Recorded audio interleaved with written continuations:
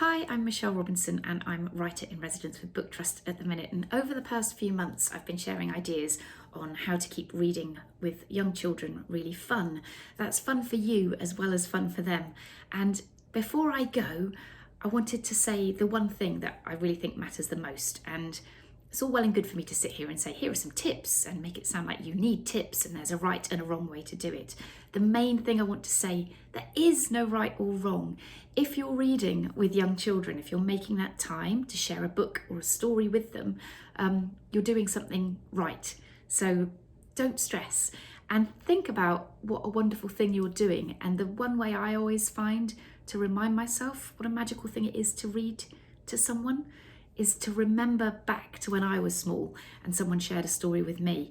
If you think about what your earliest memories are of being read to or sharing a book with someone, and you remember back to that moment and just remember that feeling.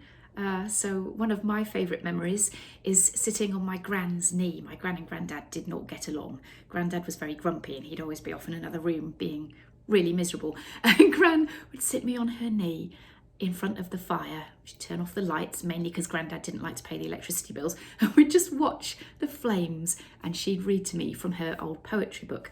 Now, I don't have my Gran's old poetry book, but I do have a favourite one that I keep. So think about those favourite moments. Think about how nice it feels to be read to. And I'm going to read you a story. I don't think I even need the book. I think I know this one by heart, but just in case. The owl and the pussycat went to sea in a beautiful pea-green boat. Took some honey and plenty of money wrapped up in a £5 note. The owl looked up to the stars above and sang to a small guitar. Oh, lovely pussy, oh, pussy, my love, what a beautiful pussy you are. You are, what a beautiful pussy you are. Puss said to the owl, you elegant fowl, how charmingly sweet you sing. Oh, let us be married, too long we have tarried, but what shall we do for a ring? They sailed away for a year and a day to the land where the balm tree grows. And there in a wood a piggywig stood with a ring at the end of his nose. His nose, with a ring at the end of his nose.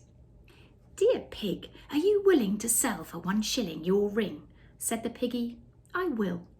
So they took it away and were married next day by the turkey who lives on the hill. They dined on mince and slices of quince, which they ate with a runcible spoon.